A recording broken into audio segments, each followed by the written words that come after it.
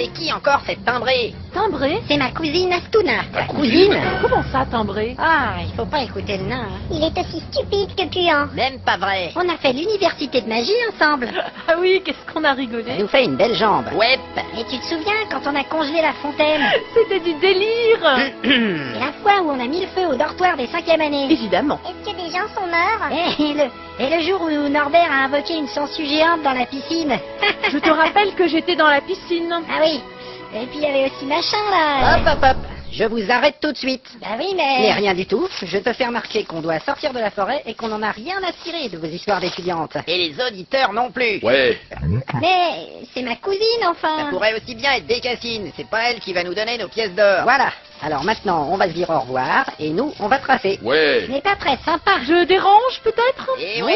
pas du tout. Il faut préciser que nous sommes perdus grâce aux compétences du soi-disant chef de groupe. Ah, mais tu vas me lâcher avec ça. Le problème, c'est qu'on doit aller à Boulgourville assez rapidement. À Boulgourville? Alors, c'est un peu compliqué. Tout a commencé avec ce mystérieux magicien que j'ai rencontré à Glargue devant une boutique de sorciers. Pour échapper au récit interminable de la magicienne, je vous propose un voyage à la poissonnerie du petit village de Loubet, dans laquelle on apprend des choses beaucoup plus intéressantes.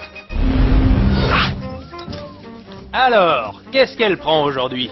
Ils sont comment, vos calamars? Eh bien, ils sont frais comme d'habitude. Ah, bon, si c'est comme d'habitude, j'en veux pas. Bien, elle veut pas des crevettes à la place? Bonne idée. Donnez-moi pour 5 pièces d'argent. C'est parti. Et toujours pas de nouvelles de son fils? Oh non, vous savez, depuis qu'il a décidé de partir à l'aventure. Oh, c'est dommage. Il était plutôt doué pour repailler les chaises. À qui le dites-vous? J'ai vraiment cru qu'on allait en faire quelque chose de ce gamin-là. Et voilà ces crevettes. Ça lui fera 5 pièces d'argent. Merci. Merci bien, bonne soirée.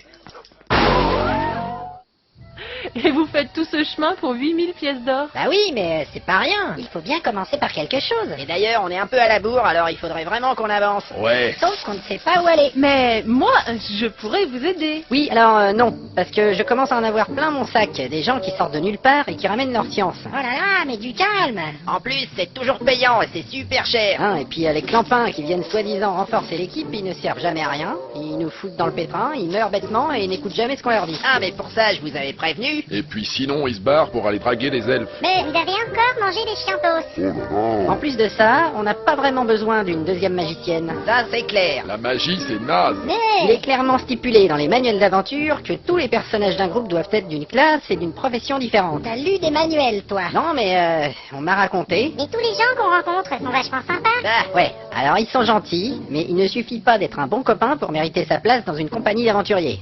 La preuve, moi je suis copain avec personne. Ouais, enfin toi c'est différent. Hein. Si je puis me permettre, je n'ai encore jamais parlé de faire partie de votre compagnie. Ah bon? Mais tu veux nous aider comment alors? Je vends des objets magiques. Ah, d'accord. Bon bah c'est réglé, on n'a pas d'argent. Tu n'as pas l'air d'avoir beaucoup d'objets sur toi. Je transporte mes marchandises dans un sac multiplan à condensation astrale. C'est cool ça. Voilà, j'ai rien compris. N'empêche, je ne vois pas trop quel genre d'objet pourrait nous sortir de cette forêt merdique. On pourrait la faire cramer? Ah non, hein. Ça c'est pas possible. Et puis, on aurait des chances de mourir dans les flammes. Vous pourriez utiliser la couronne de Pronfio. La couronne de quoi? La couronne de téléportation de groupe de l'archimage Pronfio. Waouh. C'est qui lui? Vendu avec tous ses accessoires dans son sac de transport en cuir, la notice d'utilisation en 3 langues et un schéma d'installation. Elle permet à un magicien de niveau 2 ou plus de faire voyager instantanément jusqu'à 8 aventuriers vers n'importe quelle destination accessible aux humains. Eh ben, c'est pas de la camelote. Ouais, mais attends, elle nous a pas encore annoncé le tarif. Elle est à vous pour seulement 6000 pièces d'or. Quoi?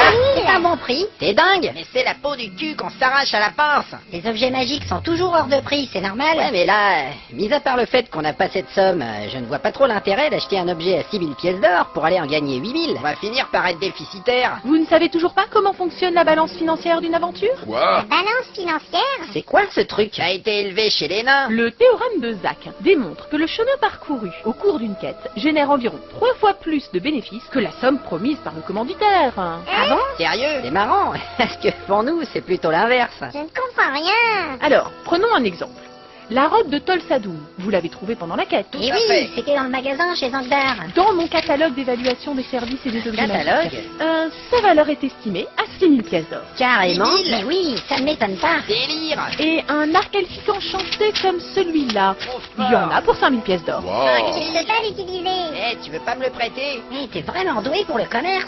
Disons que j'ai eu quelques problèmes avec la magie. Étonnant. Alors, j'ai trouvé un moyen de me reconvertir. On imagine. Ah oui, ce genre de problème. Ah. Alors, on arrête de se faire arnaquer quand on connaît la vraie valeur des objets. Mais alors, on est déjà riche. Et si ça se trouve, on a d'autres machins qu'on pourrait échanger contre la couronne de téléportation. Et puis, j'ai aussi des pierres précieuses. Ça m'intéresse. Quelqu'un a des compétences en marchandage?